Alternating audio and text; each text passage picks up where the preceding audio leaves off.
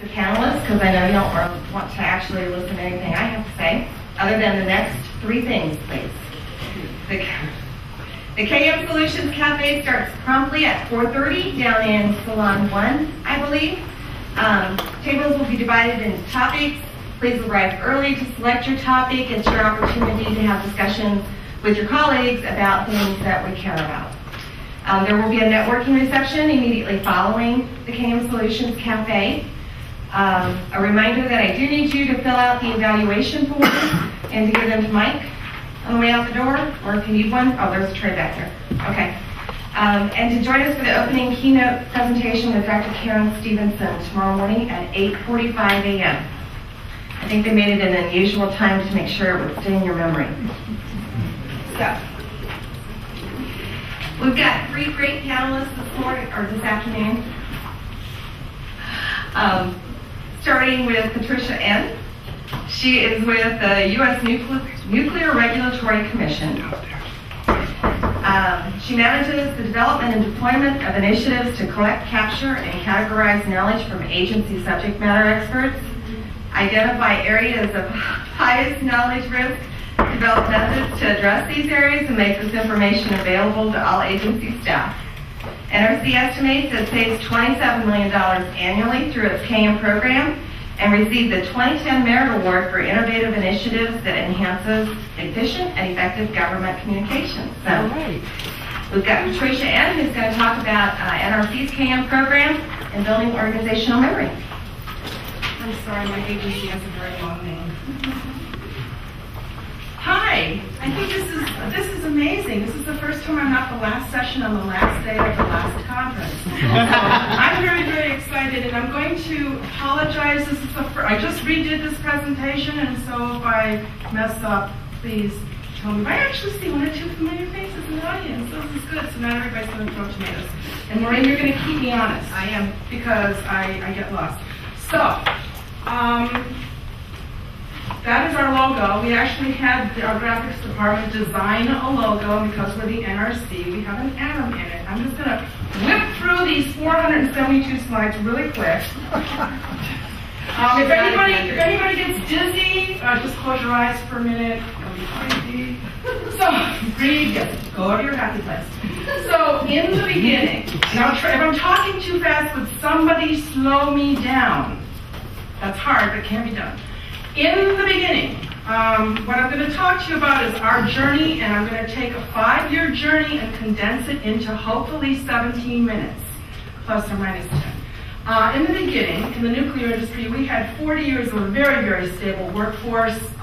Everybody knew who everybody was, and the technology that we were playing with was pretty stable. I mean, you don't come up with a new design for a new reactor every year like you do with Detroit.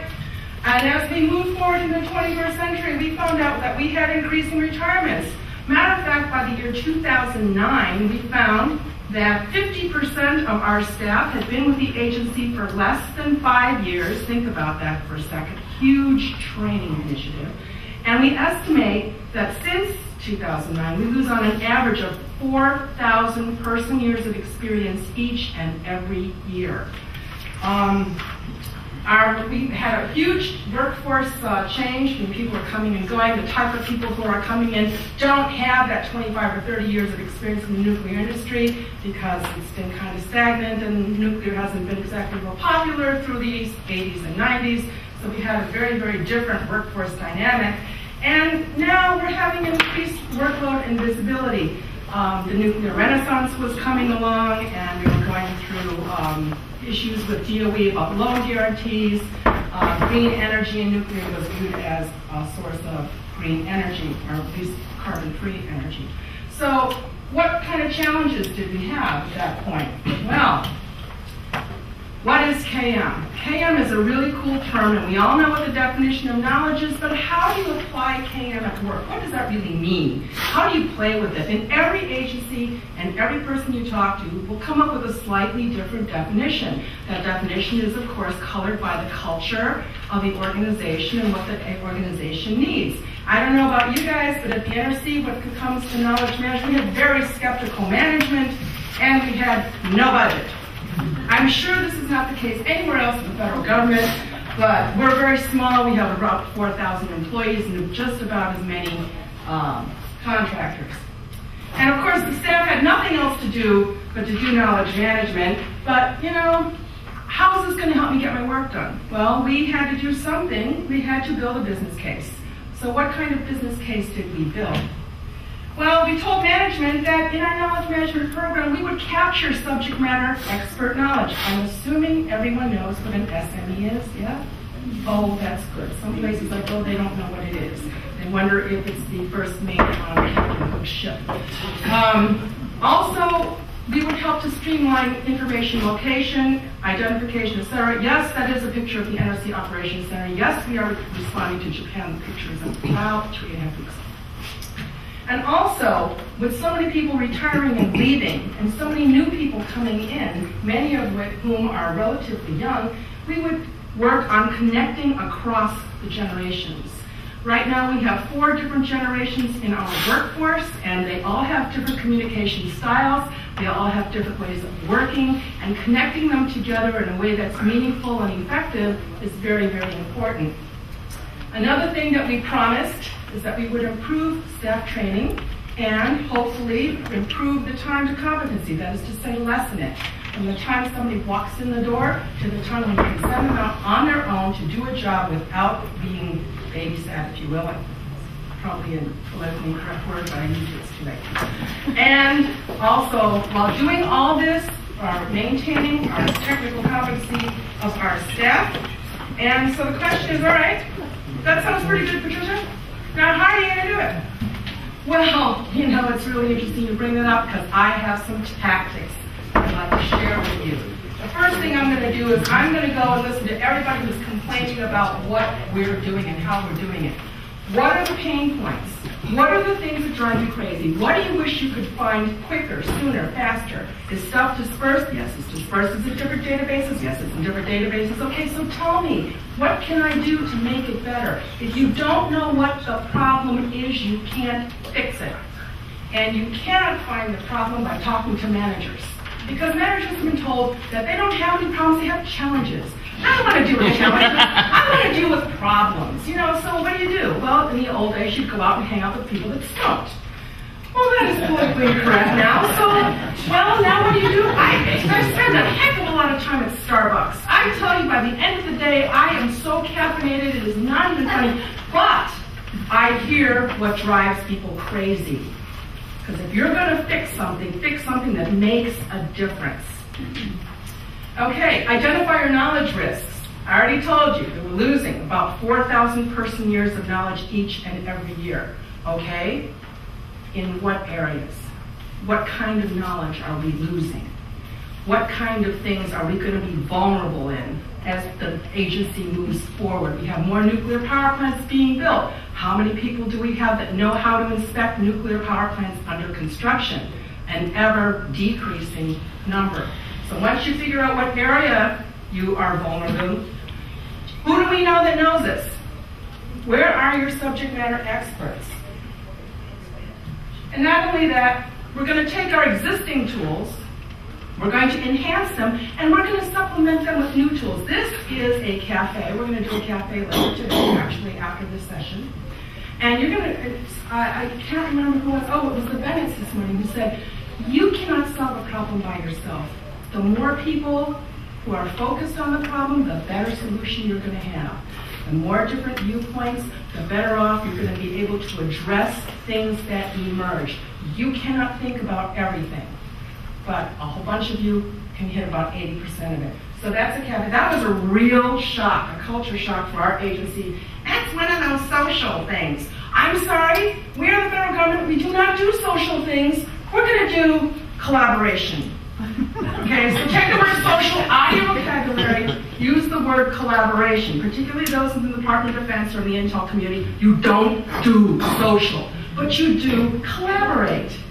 Okay? And the other thing, too, is something new and different, inclusive problem solving. No longer do we get a bunch of managers and put them into a group rope session somewhere in executive federal golf course somewhere down in, what is it, South Carolina?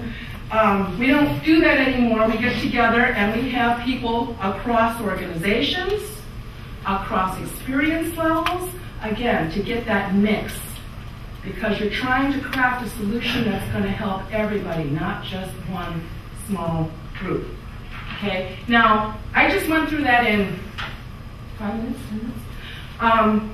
But this was a 2.5-year effort, so I don't mean to belittle it. But you've got 2 other people who are going to tell you some really cool stuff, so I'm going to try to get out here. So what? She's giving me honest. She's got this little thing here that says 5 minutes. So what resources did they give me? Okay, you ready for this? And I'm sure you guys aren't going to have this problem. They gave me the most important thing, though. They gave me an executive sponsor. This is Mike Weber. He's our Deputy Executive Director for Operations. He is our 2nd highest civil servant in our food chain. There's only one guy higher than him. Okay, so he has a lot of clout. And you'll see that he raises this question a lot. Where will we be in 2050? The workforce will be totally different. What kind of challenges will we have then, or can we anticipate? And how are we going to prepare our workforce for those challenges? So that's pretty cool. I mean, I can walk into his office, if there's nobody else, and then the door's open, and pretty much talk to him whenever I want. And that's the kind of access, that's the kind of support that your knowledge management program needs. You also need some passionate staff. Now, I actually didn't realize this, but that's exactly how many people we started with, 6 of them. I'm not sure if I'm the green one or the purple one. I like purple, but the green one's taller. So, now these are people that are not assigned to do knowledge management. They're people I ran into in the cafeteria, people who I, chat up every now and then, that say, yeah, we should be doing something.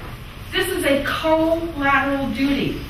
They are not assigned to do this. They are doing this because they believe in improving the organization to the point where they will find time in their schedule on how to do this. And it's grown from 6 to, I think we're up to 34. I almost can't manage them anymore.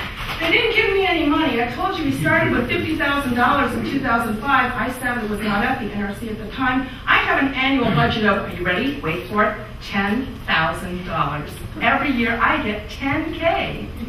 Isn't that fantastic? Yeah.